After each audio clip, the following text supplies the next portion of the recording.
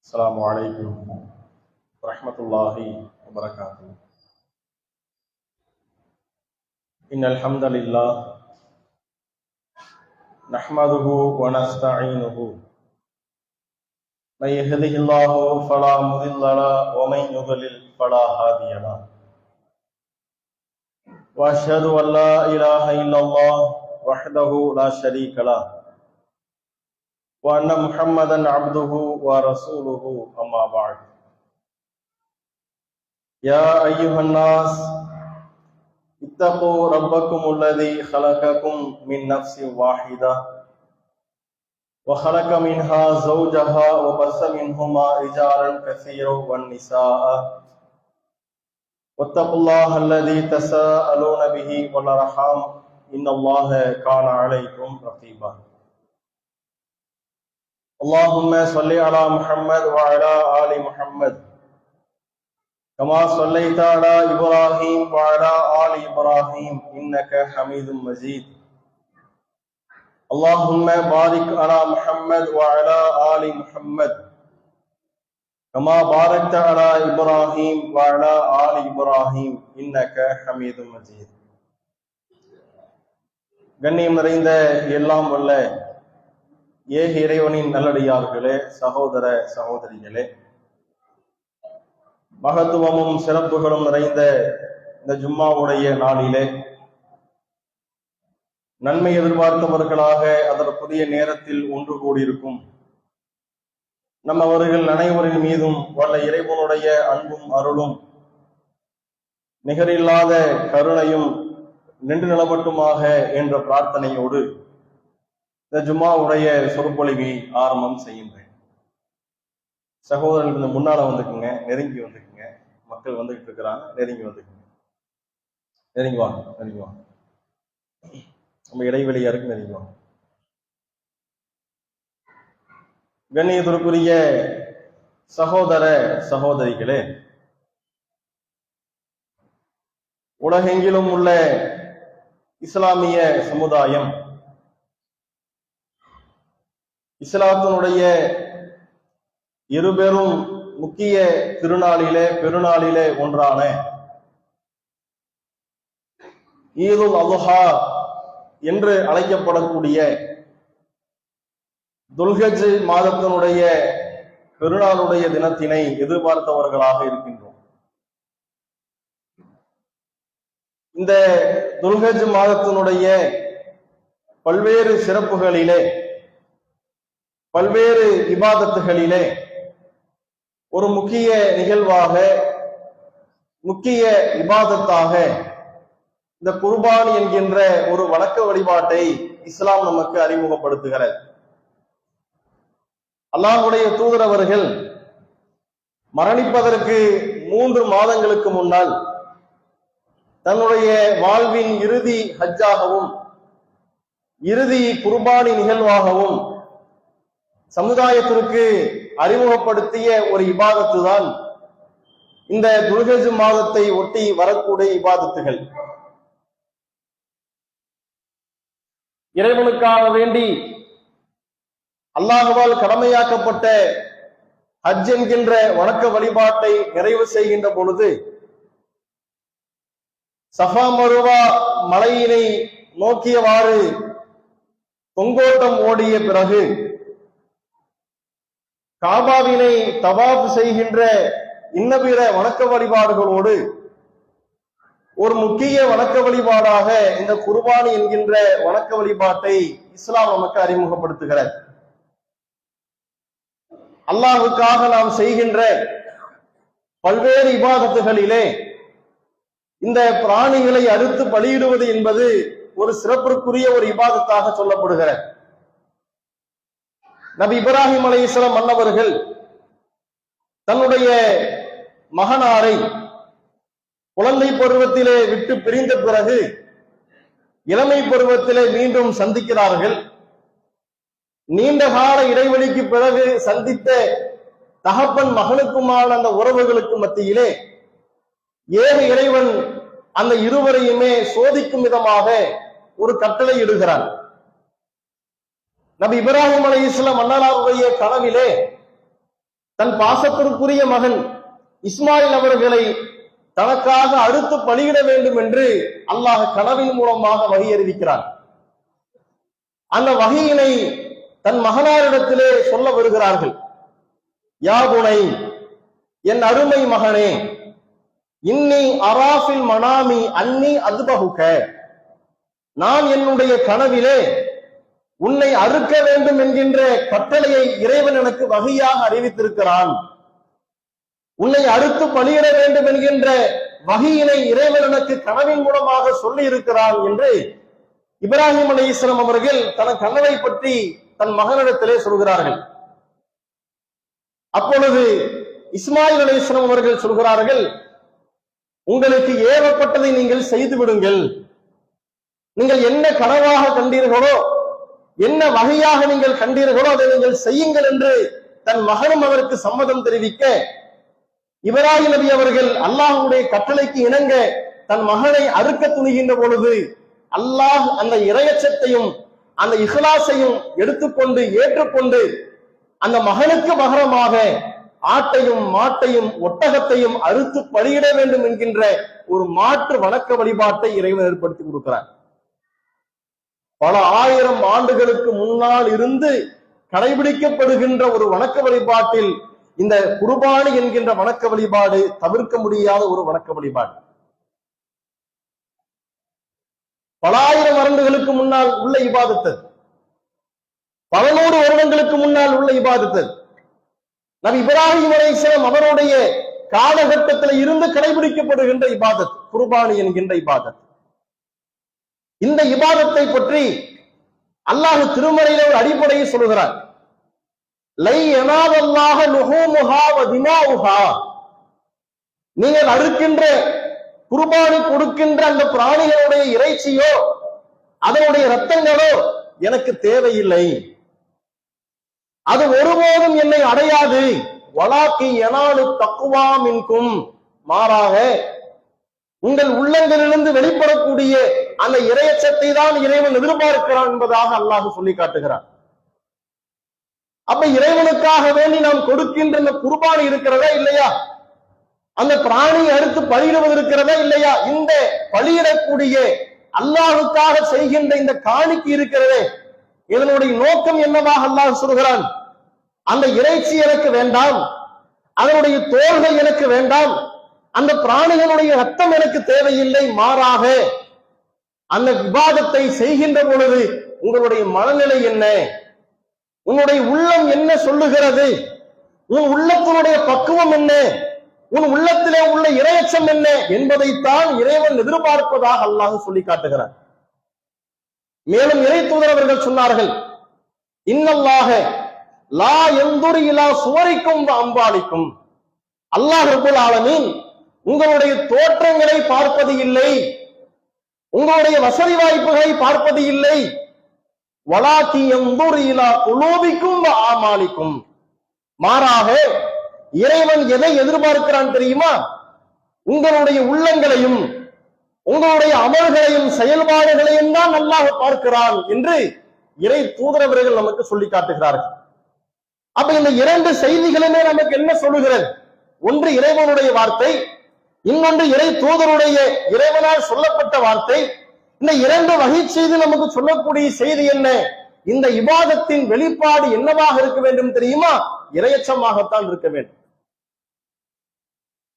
சற்று சிந்திக்க வேண்டும் இந்த இஸ்லாமிய சமுதாயம், ஒரு கணம் சிந்தியுங்கள். உண்மையிலேயே இந்த குர்பானி என்கின்ற வணக்க வழிபாடு விஷயத்தில், இந்த இபாதத்து விஷயத்தில் இஸ்லாமிய சமுதாயத்திலே இறையச்சத்தின் வெளிப்பாட்டை பார்க்க முடிகிறதா? தான் இறைவனுக்காக செய்கிறேன் என்று சொல்லக்கூடிய இந்த குர்பானி என்கின்ற வணக்க வழிபாட்டை மக்களுக்காக, 4 பேர் பார்ப்பதற்காக, 4 பேர் புகழ்வதற்காக, ஊர் மெச்சுவதற்காக செய்கின்ற ஒரு காணிக்கையாகத்தானே இன்னைக்கு மாறி இருக்கிறது, ஒரு வேடிக்கை பொருளாகத்தானே மாறி இருக்கிறது. குர்பானி கொடுப்பதற்காக மாட்டை தேடுகிறார்கள். என்னப்பா நீ தேடுற, எந்த இடத்துல விலை கம்மிங்கிறத நீ தேடுற, அது ஒரு நியாயம் இருக்கு. பை லோக்கல்ல மாடு வாங்கலாமா, லோக்கல்ல ஆடு வாங்கலாமா, அல்லது கிராமங்களுக்கு சென்று ஆடு மாடு வாங்கலாமா? எந்த இடத்துக்கு சென்று நாம் அந்த பிராணிகளை வாங்கினால் விலை குறைவாக கிடைக்கும் என்று விலையை பற்றி யோசித்து ஒரு பிராணிக்காக அலைவதில் தவறு கிடையாது, அது நியாயம். ஆனால் இன்றைக்கு இஸ்லாமிய சமுதாயம் பிராணிகளை தேர்ந்தெடுக்கின்ற விதத்தை பாருங்கள். காங்கயம் போய் புடிச்சிட்டு வருவோம், மதுரைக்கு போய் புடிச்சிட்டு வருவோம். இங்கெல்லாம் ஆடு மாடு யாரும் விற்கிறது இல்லையா? இங்கெல்லாம் ஆடு மாடு யாரும் பார்க்கறது இல்லையா? பெரிய தும்பலா இருக்கிறத பார்க்கணும், பெரிய கொம்பு இருக்கிற மாடா பிடிக்கணும், இருக்கிற மாடுலே எது பெரிய மாடுன்னு பார்க்கணும். எதுக்குப்பா? சர்டிபிகேட் கொடுக்க போறாங்களா உங்களுக்கு? இவர்தான் இந்த ஊரிலேயே உலகம் பார்க்கக்கூடிய அளவிலே, ஊர் பார்க்கக்கூடிய அளவிலே, அண்ணாந்து பார்க்கக்கூடிய விதத்திலே, வியந்து பார்க்கக்கூடிய விதத்திலே யாரிடத்திலேயும் இல்லாத ஆட்டையும் யாரிடத்திலேயும் இல்லாத மாட்டையும் விலைக்கு வாங்கி கொண்டு வந்திருக்கிறார். இதோ பாருங்கள் இந்த அதிசய மனிதரை என்று நியூஸ் சேனல்ல போட போறாங்களா? யாருக்காக இந்த விளம்பரம்?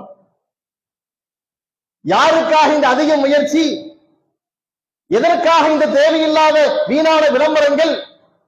இப்படியான விளம்பரங்களை இன்றைக்கு பார்க்க முடிகிறதா இல்லையா? தான் தேர்ந்தெடுக்கின்ற பிராணிக்கு விலையை பற்றி யோசித்தால் பிரச்சனை இல்லை. ஆனால் தான் தேர்ந்தெடுக்கின்ற பிராணியின் மூலம் தான் அடையாளப்படுத்தப்பட வேண்டும் என்ற ஒரு மனிதன், ஒரு முஸ்லிம் எண்ணுவார் என்று சொன்னால் எங்கு இருக்கிற அந்த இரையச்சம்? இதை இரைச்சம் சொல்ல முடியுமா? இதுல வேடிக்கையான விஷயம் என்ன தெரியுமா? குர்பானி கொடுப்பதை இஸ்லாம் கடமையாக்கவில்லை, வலியுறுத்தப்பட்ட சுன்னாவாகத்தான் சொல்லுகிறது. வசதி இருப்பவர்கள் குர்பானி கொடுக்க வேண்டும், வசதி இல்லாதவர்கள் குர்பானி கொடுக்க வேண்டிய அவசியம் இல்லை. ஆனால் தொழுகை இருக்கிறதா இல்லையா? இது எல்லோருக்கும் கடமை. வசதி இருப்பவர்களுக்கும் தொழுகை கடமை, வசதி இல்லாதவர்களுக்கும் தொழுகை கடமை. மாட்டை வாங்கி கட்டியாச்சு, ஆட்டை வாங்கி கட்டியாச்சு, வாங்கு சொல்லுது பள்ளிக்கு ஆளக்காணும், இக்காமத்து சொல்லியாச்சு பள்ளிக்கு ஆளக்காணும், ஒரு வக்தை விட்டாச்சு இரண்டாவது வக்துக்கு ஆளக்காணும், 2 வக்து தொழுகிற 3வது வக்துக்கு ஆளக்காணும். எப்ப நீ தொழுகை முக்கியங்கிறது தெரிஞ்சுக்கிட்டு இந்த இபாதத்தை செய்யறியா, இல்ல இது மட்டும்தான் இஸ்லாம் நினைச்சு இந்த இபாதத்தை செய்யறியா? எங்க இருக்கு இரையச்சம்? இது இரையச்சமா? இது இஸ்லாத்தின் அடிப்படை கடமை தொழுகை என்பதே தெரியாதவர்கள், ஐவேளை தொழுகைதான் நாளை மறுமையை நம்மை சொர்க்கத்தில் சேர்க்கும் என்பதே தெரியாதவர்கள், ஹஜ் பெருநாள் வந்துவிட்டால் ஆடையும் மாடையும் வாங்கி அலங்காரம் செய்து அதில் அந்த இபாதத்தில் மட்டுமே கவனம் செலுத்துவதில் அதிக கவனம் எடுக்கக்கூடிய ஒரு சூழலை நம் சமூக மக்களிடத்திலே பார்க்க முடிகிறது என்று சொன்னால் எங்கு இரையச்சத்தை பார்க்க முடிகிறது? இது இரையச்சமா? குர்பானி கொடுப்பதை விட கடமையானது தொழுகை. இதை ஏன் நம்ம புரிந்துகல? இதை புரிந்து கொள்ளாமல் குர்பானி கொடுப்பதற்கு நாம் எண்ணுவதும் ஆசைப்படுவதும் எந்த விதத்திலே நியாயம்? அல்லாஹ் எப்படி ஏற்றுக்கொள்வான்? இப்ப முதல்ல நீ தொழுக வாப்பா, முதல்ல நீ நோம்பு வை, அதெல்லாம் கடமை. கடமையை செய்துவிட்டு சுண்ணாவுக்கு வா. முதல்ல நீ ஏன் இந்த சுண்ணாவுக்கு ஆர்வம் காட்டுற? சரி, குர்பானி கொடுப்பது வலியுறுத்தப்பட்ட சுண்ணா, ஆர்வமாக நம்ம செய்யறோம். எளிமை திருமணம் இருக்கிறதா இல்லையா? அது என்ன சுண்ணா? அதுவும் வலியுறுத்தப்பட்ட சுண்ணாதானே. பள்ளிவாசல்ல வச்சு, நீ வசிக்கிற வீட்டுல வச்சு, ஆடம்பரம் இல்லாம வீண் விரயம் இல்லாம நபி வழி திருமணம் என்று என்றைக்கு இந்த இஸ்லாமிய சமுதாயம் இறங்கி வந்திருக்கு?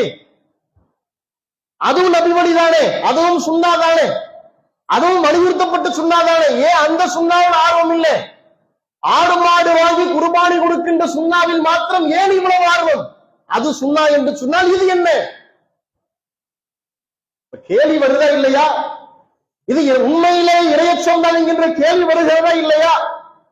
சமுதாயம் சிந்திக்க வேண்டும். மன தூய்மை இல்லை என்று சொன்னால், இரையச்சம் இல்லை என்று சொன்னால், உண்மையான இஹ்லாஸ் இல்லை என்று சொன்னால், நீங்கள் எத்தனை ஆடுகளையும் மாடுகளையும் வாங்கி அல்லாஹ்வுக்காக காணிக்கை செய்தாலும் அல்லாஹ் கண்டுக்க மாட்டான், அல்லாஹ் அதை ஏற்றுக்கொள்ள மாட்டான். இறைவன் அதை ஒருபோதும் எதிர்பார்க்கவில்லை. சமுதாயம் சிந்திக்க வேண்டும். இப்ப நாம் செய்கின்ற இந்த இபாதத் இருக்கிறதா இல்லையா, களப்பற்ற முறையிலே, தூய்மையான முறையிலே, இறையச்சத்தை அடிப்படையாக கொண்ட நிலையில்தான் நாம் இந்த இபாதத்தை கையில் எடுக்க வேண்டும் என்கின்ற அடிப்படை தகவலை இன்றைய தினத்தில் நாம் பதிவு செய்கிறோம். அடுத்த விஷயங்கள் என்ன? இந்த குர்பானியை ஒட்டி நிறைய அறியாமைகளை பார்க்க முடிகிறது. மக்களிடத்தில் நிறைய பார்க்கிறோம்.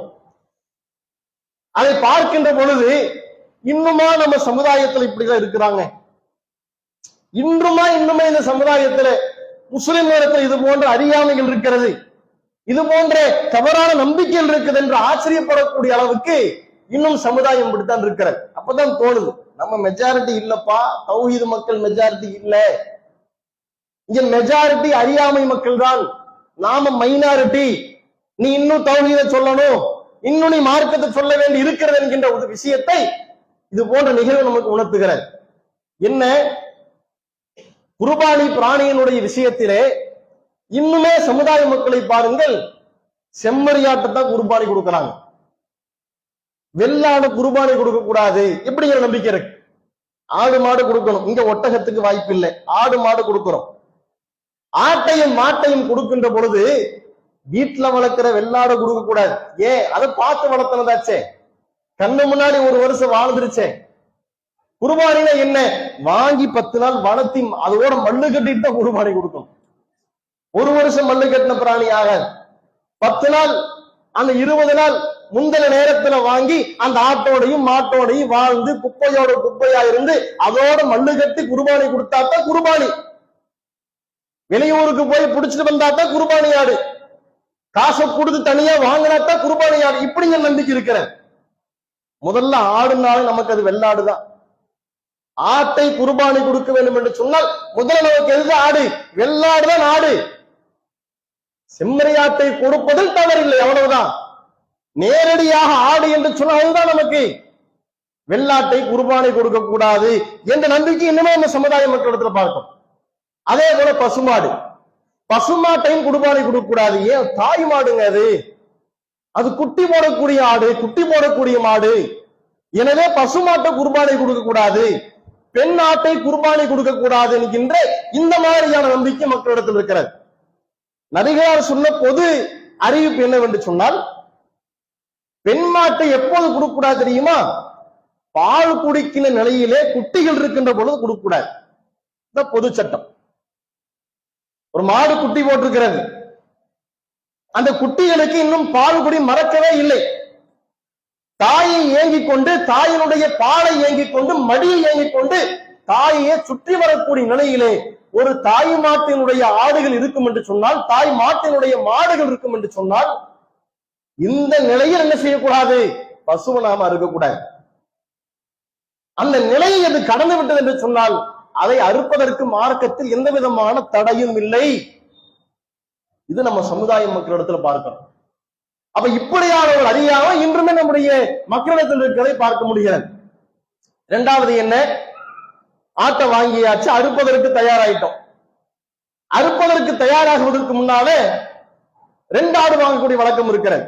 இன்னுமே நம்ம மக்கள் 2 ஆடு வாங்குறாங்க. என்ன 2 ஆடு அப்படின்னு கேட்டா, ஒரு ஆடு எனக்கும் என் குடும்பத்துக்கும், இன்னொரு ஆடு ரசூலுல்லாஹ்வுக்கு. யாருக்கு? ரசூலுல்லாஹ்வுக்கு ஒரு ஆடு. இன்னும் முத்தன கேஸ் இருக்கு.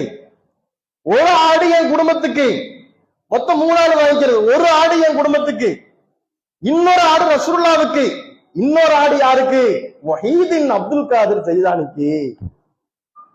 சும்மா விளையாட்டு சூழல. உண்மையிலே இன்னும் அந்த மக்கள் இருக்கிறாங்க. உண்மையாகவே இது போன்ற சிந்தனையில் இருக்கக்கூடிய மக்கள் இன்னுமே இருக்கிறார்கள். தன் குடும்பத்திற்கு ஒரு ஆடு, ரசூலுல்லாஹ்வுக்கு ஒரு ஆடு, முஹீதீன் அப்துல் காதிர் ஜைலானிக்கு ஒரு ஆடு. என் குடும்பத்துக்காக ஒரு ஆட்டை நான் குர்பானி கொடுக்கிறேன், ரசூலுல்லாஹ்வுக்காக ஒரு ஆட்டை குர்பானி கொடுக்கிறேன். அல்லாஹ்வுடைய தூதருடைய பெயரை சொல்லி மாட்டை அறுக்கக்கூடிய, ஆட்டை அறுக்கக்கூடிய வழிமுறை இன்னும் பார்க்கிறோம். இப்படி எல்லாம் கிடையாது. ஒருவர் குர்பான் கொடுக்கிறார் என்று சொன்னால், ஒரு ஆட்டை வாங்குகிறார் என்று சொன்னால், அல்லது ஒரு மாட்டிலே 7 பங்குதாரர் ஒரு பங்குதாரராக இருப்பார் என்று சொன்னால், அது அவருக்கும் அவருடைய குடும்பத்திற்கும் போதுமானது. மனைவி தனியா குர்பானி கொடுக்கணும் அவசியம் இல்லை, பிள்ளைகள் தனியாக குர்பானி கொடுக்க வேண்டும் என்ற அவசியம் இல்லை. ஒருவர் ஒரு குடும்ப தலைவர் குர்பானி கொடுக்கிறார் என்று சொன்னால் அது அவருடைய மனைவிக்கும் அவருடைய பிள்ளைகளுக்கும் சேர்த்து கொடுக்கப்படக்கூடிய குர்பானி தான், தனித்தனியாக வாங்கி கொடுக்க வேண்டிய அவசியம் இல்லை.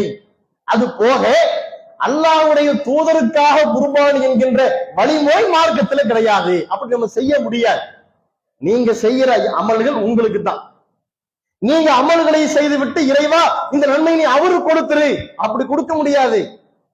உங்களுடைய சிரமத்திற்கான கூலி உங்களுக்கு தான் கிடைக்கும். நீங்க காசு கொடுத்து பொருளாதாரத்தை வாங்கி அறுத்து பணியிட்டு விட்டு இந்த சிரமத்தையும் இந்த கூலியும் இறைவா நீ தூதருக்கு கொடுத்துரு, அப்படி கொடுக்க முடியாது. அது மார்க்கத்தில் உள்ளது இல்லை. அப்ப இப்படியான ஒரு அறியாமை இன்னைக்கு நம்ம சமுதாய மக்களிடத்துல பார்க்கிறோம். இதுவும் மார்க்கத்தில் இல்லாத ஒன்று. மூன்றாவது என்ன, ஆட்டையும் மாட்டையும் அறுக்கிறதுக்கு தயாராயிட்டோம். குடும்பத்தாரெல்லாம் வரும், வந்து உட்கார்ந்து தான் வாங்கின ஆட்டையும் தான் ரசித்த ஆட்டையும் தான் ரசித்த மாட்டையும் 10 நாட்கள் 20 நாட்கள் வளர்த்த ஆட்டையும் மாட்டையும் அறுப்பதற்கு தயாரா இருக்கிறோம். மனசு ஒத்துக்காது. நேரமாகுது அறுக்கிறதுக்கு ஆளக்காணும். ஆளக்கானம்னு சொன்னா அறுக்கிறதுக்கு ஆள் இருக்கிறாங்க, அறுக்கிறதுக்கான நேரம் வர மாட்டேங்குது. ஏன் டைம் ஆயிட்டு இருக்குதுங்க அருங்க என்று சொன்னால் வெயிட் பண்ணுங்க அஜரத்து வராக, வெயிட் பண்ணுங்க அஜரத்து வராக. அஜரத்து வந்து பிஸ்மில்லாஹ் அல்லாஹ் அக்பர்னு சொல்லி ஆட்டோட வாயில தண்ணீரை ஊத்தி தொண்டக்கூடிய தடவி விட்டு அவர் பிஸ்மில்லான்னு சொல்லி அறுக்கிற வரைக்கும் நாம் அந்த வேலையை செய்யக்கூடாது. அஜரத்து வர்ற வரைக்கும் நீங்க வெயிட் பண்ணுங்க என்று சொல்லி அஜரத்து கையாளத்தான் அறுக்கணுங்கிற ஒரு சிந்தனை இன்னைக்கு நம்ம மக்களிடத்தில் இருக்கிறது. ஏன் ரசூலுல்லா அன்னைக்கு அறுத்தாங்கல்ல, ரசூலுல்லா எவ்வளவு பெரிய இமாம், நபிகளே அறுத்தார்களே. அப்ப இமாம் தான் அறுக்க வேண்டும், அஜரத்து தான் அறுக்கணும், வேற யாரும் அதை அறுக்க கூடாது. அப்ப ரசூலுல்லா நமக்கு அந்த வழிமுறையை காட்டி கொடுத்துட்டு போயிருக்கிறாங்க என்று சொல்லி அஜரத்துமார்களை எதிர்பார்க்கின்ற ஒரு வழக்கம் இன்னைக்கு நம்ம மக்களிடத்துல பார்க்கும். இதுவும் மார்க்கத்தில் இல்லை. அல்லாஹ்வுடைய தூதரவர்கள் ஹஜ் பெருநாளை முன்னிட்டு குர்பானி கொடுத்தார்கள், மினாவிலே குர்பானி கொடுத்தார்கள். 100 ஒட்டகத்தை அறுத்தாங்க ரசூலுல்லா. அந்த 100 ஒட்டகத்துல 60க்கும் மேற்பட்ட ஒட்டகங்களை ரசூலுல்லா தன்னுடைய கரத்தால் அறுத்தாங்க. மீதமுள்ள ஒட்டகங்களை தன் சகோதரன் அலி இப்னு அபூ தாலிப் இடத்துல கொடுத்து அறுக்க சொன்னாங்க. நான் பாதி எடுத்துட்டேன், இதுக்கு மேல எனக்கு முடியல, இந்தாங்க நீங்க அறுங்கன்னாங்க. ஏன் ரசூலுல்லா 100யுமே அறுக்கல? ரசூலுல்லா தான் அறுக்கணும் இருக்குதா? நபிகளாருடைய காலத்திலே துல்ஹஜ் பெருநாள் வந்தது, எல்லாரும் வீட்டுக்கு போய் ரசூலுல்லா அறுத்து கொடுத்துட்டு வந்தாங்களா? அப்படி ஏதாவது ஹதீஸ பார்க்க முடியுமா? நபிகளா 2 ஆடு வாங்கினா ரசூலுல்லா அறுத்தாங்க. உங்க வீட்டுக்கு நீங்க அறுங்கன்னாங்க. இவ்வளவுதான் சட்டம். அஜரத்து வந்துதான் அறுக்கணும், அஜரத்து வந்து அறுத்தாத்தான் அந்த அமல் ஏற்றுக்கொள்ளப்படும் என்ற நம்பிக்கை மூட நம்பிக்கை மார்க்கத்துல இல்லை. எல்லாருமே அஜரத்து தான். யாருக்கு இரையச்சம் இருக்கிறதோ அவர் அனைவருமே அஜரத்து, யாருக்கு உண்மையான தக்குவா இருக்கிறதோ அனைவருமே ஆலிம்கள். அஜரத்தாகவே இருந்தாலும் இரையச்சம் இல்லை என்று சொன்னால் அவர் ஆலிம் கிடையாது. இந்த அடிப்படை தெரியணுமா இல்லையா? தொப்பி போட்டிருக்கிறாரு, ஜுப்பா போட்டிருக்கிறாரு, கையில தஸ்பீஹ் மணி வச்சிருக்கிறாரு, தக்குவா இல்லை. நம்ம பார்வையில் ஆலிமா இருக்கலாம், அல்லாஹ் பார்வையில் ஆலிமா இருப்பாரா? முடியாது. நீங்க தொப்பி போடல, ஜுப்பா போடல, தக்குவாவா இருக்கிறீங்க, இரையச்சத்தோடு இருக்கிறீங்க, நீங்க ஆலிம் தான். நீங்க அடுத்தா அது ஏற்றுக்கொள்ளப்படும். இந்த ஆலிம்களுக்கு கொடுக்கப்படக்கூடிய மாய பின்பம் இருக்கிறதா இல்லையா? உடைக்கணும். அப்படி கிடையாது. குர்பானி பிராணியை யார் உழைத்து பொருளாதாரத்தை போட்டு வாங்கி அதை பராமரித்தாரோ அந்த குடும்ப தலைவருக்குத்தான் அந்த பிராணி இருப்பதற்கு அதிக தகுதி இருக்கிறது. அஜரத்துக்கு அந்த தகுதி கிடையாது. தகுதி இருப்பதாக சொல்லுவதை ஏற்றுக்கொள்ள முடியாது. குடும்ப தலைவர் அதை இருக்கணும். அதை மீறி நாம் அறுப்பதற்கு நாம் தயாராகும் என்று சொன்னால் அது மூட நம்பிக்கை என்பதை புரிந்து கொள்ள வேண்டும். சமுதாயம் இதுல நாம தெளிவா இருக்கணும். அப்ப இப்படியாக நிறைய நம்ம சொல்லலாம். இந்த மாதிரியாக நிறைய மூட நம்பிக்கைகளையும் நிறைய தவறான அபிப்பிராயங்களையும் இந்த குர்பானினுடைய பிராணியை ஒட்டி நம்முடைய சமுதாய மக்கள் செய்வதை பார்க்கிறோம். குறிப்பாக இந்த ஆடு மாடு அறுப்பதற்கு ஆடுகள் கிடைக்க மாட்டாங்க, ரொம்ப டிமாண்டா இருக்கு. என்ன செய்யறான்னு கேட்டா பெருநாள் தொழுகைக்கு வர்றதுக்கு முன்னே அறுத்துறாங்க. என்னங்க எப்படி தொழுகு போறதுக்கு அறுத்துட்டு இருக்கிறீங்க? ஆள் கிடைக்க மாட்டாங்க, அறுக்கிறதுக்கு ஆள் கிடைக்கிறது இல்ல, ரொம்ப டிமாண்டா இருக்கு, எல்லாரும் பிஸியா இருக்கிறாங்க, நான் புக் பண்ண சாயந்தரம் தான் வராங்க, போன வருஷமே அனுபவப்பட்ட, அதனால உஷாரா இருப்போம்ல, நம்மள மாதிரி ஊருக்குள்ள யாரும் தெளிவில்லை, அதனால தொழுகிறதுக்கு முன்னே அறுத்துருவோம். யாருக்கு விவரம் இல்லைன்னு நினைக்கிறாங்க. நன்றாக புரிந்து கொள்ள வேண்டும், தொழுவதற்கு முன்னால் குர்பானி பிராணி அறுக்கக்கூடாது. பெருநாளுடைய தொழுகையை தொழுது முடித்த பிறகுதான் பிராணி அறுக்க வேண்டும் என்கின்ற மார்க்க சட்டத்தை இறை தூதரவர்கள் நம் சமுதாயத்திற்கு கட்டளையாக சொல்லிவிட்டார்கள். எத்தனை பேர் அறுப்பதற்கு தயாராக இருந்தாலும் சரி, தொழுகை முடித்த பிறகுதான் பிராணி அறுக்க வேண்டும், பிராணியினுடைய கழுத்திலே கத்தி வைக்க வேண்டும். அதற்கு முன்னால் என்ன செய்யக்கூடாது, நாம் அப்படி செய்யக்கூடாது. அப்படி செய்வோம் என்று சொன்னால் அது சாதாரணமாக உங்களுக்கும் உங்கள் குடும்பத்துக்கும் நீங்கள் எடுத்துக்கொண்ட மாமிசமாகத்தான் கருதப்படுமே ஒழிய அல்லாஹ்வுக்காக செய்த குர்பானியாக அது ஏற்றுக்கொள்ளப்படாத ரசூலுல்லாஹ் சொல்றாங்க. எனவே இப்படியான குர்பானியுடைய சட்டங்களையும் குர்பானி பிராணியினுடைய ஒழுங்குமுறைகளையும் தெரிந்து கொண்டு அறிந்து கொண்டு, இன்னும் பலவிதமான சட்டங்கள் இருக்கிறது. குர்பானியினுடைய சட்டங்கள் என்று சொல்லி ஜமாத்தின் சார்பாக புத்தகங்கள் வெளியிடப்பட்டிருக்கிறது. அந்த புத்தகத்தை பிராணி கொடுப்பதற்கு தயாராக உள்ள சகோதரர்கள் சகோதரிகள் அந்த புத்தகத்தை வாங்கி குர்பானினுடைய முழுமையான சட்டம் என்ன, நபி வழி அடிப்படையிலே இந்த இபாதத்தை நாம் எப்படி செய்ய வேண்டும் என்கின்ற மார்க்கத்தினுடைய ஒழுங்குமுறைகளை முழுமையாக தெரிந்து கொண்டு அறிந்து கொண்டு இந்த இபாதத்தை சரியாக செய்ய வேண்டும். அல்லாஹ் ரப்பல் ஆலமீன் அருள் செய்வானாக. வாஹிர் தஅவானா அல்ஹம்துலில்லாஹி ரப்பில் ஆலமீன்.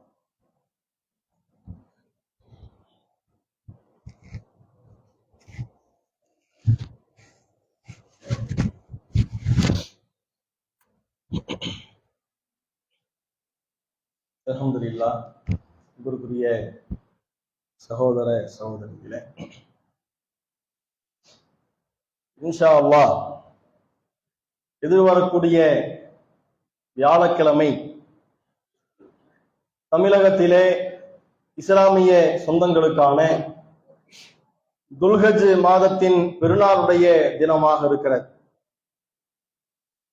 துல்ஹஜ் மாதத்தினுடைய முக்கியமான சில இபாதத்துகளிலே ஒரு முக்கிய இபாதத்து என்னவென்று சொன்னால் அதன் அரஃபாவுடைய நோன்பு. அல்லாஹ்வுடைய தூதர் அவர்கள் பெருநாளுடைய தினத்திற்கு முந்தைய நாள் துல்ஹஜ் பிறை 9 அன்று அரஃபாவுடைய நாளின் நோன்பினை நோற்பதற்கு மார்க்கத்தில் ரசூலுல்லாஹ் நமக்கு என்ன செய்யறாங்க, வழிமுறை செய்யறாங்க. அந்த நாள்ல மக்கள் நோன்பு நோக்க வேண்டும் என்ன செய்யறாங்க, ரசூலுல்லாஹ் நமக்கு அறிவுறுத்துகிறார்கள். நபி அவர்கள் சொன்னார்கள், அன் சௌமி யௌமி அரஃபா, இந்த அரஃபாவுடைய நாளிலே நோக்கப்படக்கூடிய நோன்பினுடைய கூலி என்னவென்று சொன்னால் யுகஃபிரு சனத்தல் மாதியா வல் பாக்கியா, கடந்த காலத்தினுடைய ஒரு வருடத்தின் பாவங்களும் இனி வரக்கூடிய ஒரு வருடத்தினுடைய பாவங்களையும் அந்த ஒரு நோன்பு அழிப்பதற்கும் போக்குவதற்கும் மன்னிப்பதற்குமான பரிகாரமாக அமைகிறது என்பதாக ரசூலுல்லாஹ் சொன்னாங்க. அப்ப இந்த அரஃபாவுடைய நாளில் பிறை 9 அன்று நாம் நோக்கின்ற இந்த அரஃபாவுடைய நோன்பு என்பது நம்முடைய கடந்த வருடத்தினுடைய வரக்கூடிய வருடத்தினுடைய, அதாவது இந்த வருடத்தினுடைய பாவங்களை மன்னிக்கக்கூடிய ஒரு சிறப்புக்குரிய ஒரு அமலாக அல்லாஹ்வுடைய தூதர் அவங்க சொல்லி காட்டுறாங்க. அந்த அடிப்படையிலே இந்த சிறப்புக்குரிய இந்த நோன்பினை நோட்டவர்களாக நாம் என்ன செய்ய வேண்டும், பெருநாளுடைய தினத்தை அடைய வேண்டும். வந்திருக்கின்ற ஆண்களும் பெண்களும் உங்களுடைய குடும்பத்தாருக்கு சென்று இந்த அரஃபாவுடைய நோன்பை நோற்பதற்கு நாம் என்ன செய்ய வேண்டும், நம்முடைய பிள்ளைகளுக்கு ஆர்வம் மூட்ட வேண்டும்ங்கிற ஒரு முக்கியமான ஒரு தகவலை பதிவு செய்யணும். இரண்டாவது, இந்த பெருநாளுடைய தினத்தை ஒட்டி நம்ம நிறைய சட்டங்களை நம்ம சொல்றோம். எல்லா சட்டங்களும் நம்ம ஜும்மால சொல்ல முடியாது. நம்ம முந்தைய உரையில சொன்னதை போல வந்திருக்கின்ற சகோதரர்கள் சட்டங்களை முழுமையாக படியுங்கள். இன்னுமே நிறைய அறியாம இருக்கிறது. நம்ம ஏற்கனவே சொன்னது போல நாம மைனாரிட்டி, தௌஹீது பேசக்கூடிய மக்கள் மைனாரிட்டி, மார்க்கம் தெரியாதவர்கள், மார்க்கத்தை அறியாதவர்கள் இன்னுமே நம்ம சமுதாய மக்களிடத்தில் அதிகமாக இருக்கிறார்கள். கடந்த உரையில் நாம் என்னெல்லாம் கேள்விப்பட்டோமோ, என்னென்ன செய்தி நாம் அறிந்து கொண்டோமோ அப்படியான செய்திகளை தெரியாத மக்களிடத்தில் கொண்டு போய் சேர்க்க வேண்டும். இறுதியாக திருப்பூர் மாவட்ட நிர்வாகத்தின் சார்பாக அல் ஹைராத் இஸ்லாமிய பெண்களுக்கான மகளிர் கல்லூரி 2 ஆண்டு கால மகளிர் கல்லூரி உலக கல்வியோடு சேர்த்து மார்க்க கல்வியை பயிரக்கூடிய நிலையிலே ஏற்பாடு செய்யப்பட்டிருக்கிறது. இப்படியான இந்த மார்க்கம் மற்றும் உலகம் சேர்ந்து படிக்கக்கூடிய இந்த 2 வருட கல்வி வகுப்புக்கான அட்மிஷன் நடைபெற்றுக் கொண்டிருக்கிறது. இந்த பகுதியை சார்ந்த தலைவர்கள், குடும்ப தலைவர்கள், பெண்கள் உங்களுடைய இஸ்லாமிய பிள்ளைகளை, இளைய பிள்ளைகளை, எதிர்கால தலைமுறையை பெண்களுக்கான மார்க்க நெறியோடு வளர்த்துவதற்கான ஒரு சூழலை உருவாக்கியிருக்கின்ற இந்த மகளிருக்கான கல்லூரியிலே சேர்த்து உடைய பிள்ளைகளுக்கு இஸ்லாத்தை சரியான முறையிலே அறிந்து கொள்வதற்கான ஒரு வாய்ப்பாக இதனை பயன்படுத்திக் கொள்ளுமாறு கேட்டுக்கொள்கிறோம். அல்லாஹ் ரப்பல் ஆலமீன் நம் அனைவரையும் கேட்ட அடிப்படையிலே செயல்படக்கூடிய நல்ல பாக்கியத்தை நல்புரிவானாக. வாஹிரு தஅவானா அல்ஹம்துலில்லாஹி ரப்பில் ஆலமீன். அஸ்ஸலாமு அலைக்கும் வரஹ்மத்துல்லாஹி வபரகாத்துஹு.